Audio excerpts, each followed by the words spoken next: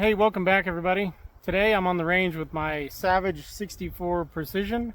This is a 22 long rifle, and this is a rifle that I bought a number of years ago, and I haven't really shot it much lately, but I thought it was a good time to bring it out on the range, do a quick little video about it, shoot it a little bit, and so that's what we're going to do.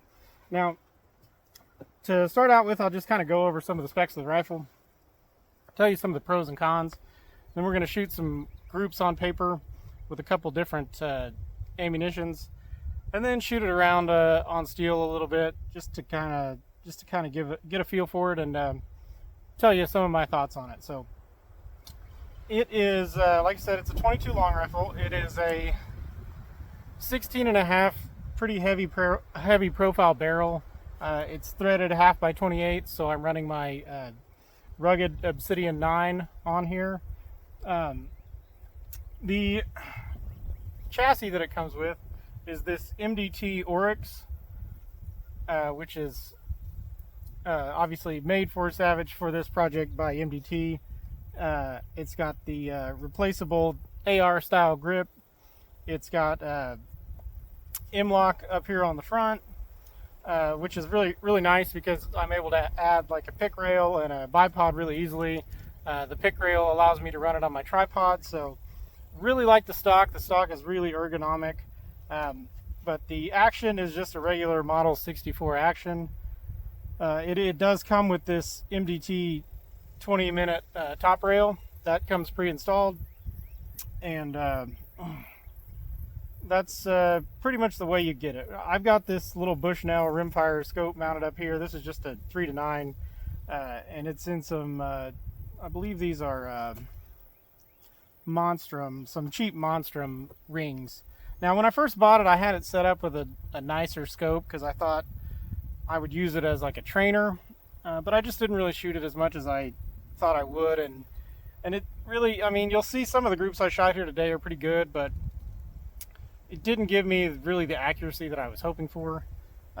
Although by the end of the video, I may end up kind of backtracking on that because some of the groups I shot out here, like I said, are the best that I've shot so far. And that may be a product of it's fouled in enough that it's finally starting to group a little bit. I'm sort of the opinion that you shouldn't really clean a rimfire barrel. Now, I did end up having some malfunctions out here today that I'm going to attribute to the fact that this thing hasn't been cleaned since I bought it, and it probably just needs some oil. I got some light strikes and some failures to feed, but like I said, I'm not going to blame that on the gun. I think it's just dirty. So I guess to start out, we'll go ahead and shoot some groups on paper.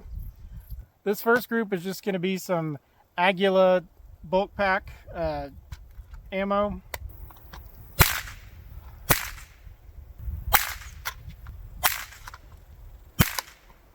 And you can see we ended up shooting a fairly decent group there. Like I said, these are some of the best groups I've probably shot ever with this rifle. So that first group with the Aguila, pretty decent. Next up, we're going to shoot a 10-round group with some Winchester, just cheap bulk pack Winchester white box ammo. So obviously that group's not quite as good, and that's fairly typical. The Winchester ammo is never really been the highest quality. It's fairly low powered. In most semi-auto 22s, you get a lot of short stroking and stuff like that with the Winchester stuff. It's fairly low quality. Now, the final group that I'm going to shoot here is with some really nice Ely match ammo, and this stuff is going quite a bit slower than the bulk pack stuff, so I'm actually using one of the holdovers to center up this group on paper. And you can see that this shoots a really a pretty nice group. This is a sub-inch group. I should mention these all are here at 50 yards. So pretty decent group from the Ely ammunition. Pretty impressed with that. Like I said, once again, some of the best groups that I've shot with this rifle so far. So I'm going to go ahead and continue to shoot it around a little bit here and give you some of the pros and cons. So starting off, pros is going to be the chassis. The chassis is really cool, very ergonomic. You know, everything you would expect from a good high quality MDT stock. Obviously, it's just cheap plastic, injection molded, but for a 22, that's plenty good. The length of pull is good. The grip obviously is nice. The grip placement is nice. The forend having M-LOK, that's really nice. Obviously, a free floated barrel. So everything to do with the MD2 stock is really nice.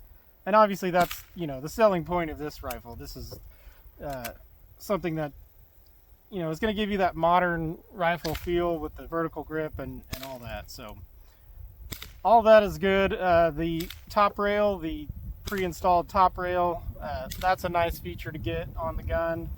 I did pull the screws out and put some Loctite on them. They had some oil on them. They would have came loose, so pulled those out, put some Loctite on them. But the rail is nice.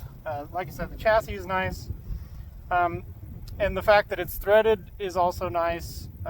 The heavy profile barrel, another plus as far as that goes. Some of the cons of the rifle are this safety is a little janky and it's pretty stiff. I mean, I know typical Savage 64 stuff. It's a cheap action, but just some of those kind of deals are a little bit rough. The action, or the safety is just, it's pretty notchy, pretty rough. Probably the worst part about the rifle is the magazine, and really everything to do with the magazine. The magazine itself is, I don't know, some kind of pop metal. I'm not sure. Probably a zinc injection molded or something like that. The magazine is actually fairly heavy for what it is, but it's just 10 rounds. Now they do offer a 20 round option, but it's comically long to hold 20 rounds, and the rifles just look really goofy with the 20 rounder in there. So not something I would be interested in. The 10 round magazine, I mean, it seems to feed fine, but like I said, it's kind of old school. It's heavy. The magazine release is in a really awkward spot. You basically have to kind of just put your thumbnail up there to get it out. And if you've got a full magazine, it's pretty hard to even actuate the magazine release. So I would say the magazine and the magazine release is probably my least favorite part of the whole rifle. I may caveat that with saying that it's my current least favorite part of the rifle because before I even really started shooting it much, I had to replace the trigger springs, and I say had to because I don't really know how you could shoot without it. This was one of the worst triggers that I've ever seen. The factory trigger was, I don't know, it was unbelievably heavy, and it was super inconsistent. Like you'd get one with just a trigger pull that you thought, there's no way I'm supposed to pull it this hard, and then it would finally shoot, and then the next shot would be okay-ish, but just kind of overall just heavy all the time. Some pulls worse than others, super inconsistent, just a terrible trigger. So I was able, you can go, I believe it was a Gun Shack that I found a spring kit for the trigger, fairly reasonably priced spring kit, and with the spring kit, I mean, it's tenfold better. It's still fairly heavy. It's not a great trigger. It's kind of gritty, but compared to the way that it came from the factory, 10 times better. So I would say if you're going to buy one of these, get the spring kit immediately. Don't fool with the factory trigger. Now, it's possible that I got a bad example of that, but I don't know. Given the fact that just springs fixed it and made it better, I have to imagine they're all probably pretty bad. So I did mention I had a better scope on here to start with, but this little rimfire scope is a pretty good fit for it. No further than a 22 is really effective. I don't think a 3-9 is really hindering anything, and it's honestly, even though it doesn't shoot as accurately as I kind of hoped that it would, it's great still for just plinking or shooting off the tripod and kind of shooting positional stuff. It's pretty fun, and obviously it's just a good way to get trigger time. So that's pretty much all I have to say about it. It's been a funnish little rifle. It's obviously, I will say, maybe one more con is that it would be nice if the stock was adjustable in some way, because the length of the stock, the way it's set up, is really set for an adult shooter. So it's not something that you could really have kids train on, just because this length of pull is going to be quite a bit too much. I mean, you could do things like move the scope back a little bit, but then you're still limited on the reach to the trigger for a younger shooter. So it's set up as like a trainer for a full-size, adult. So I wouldn't, like I said, I wouldn't recommend this if you want something to train a kid with, just because it's not really set up for kids.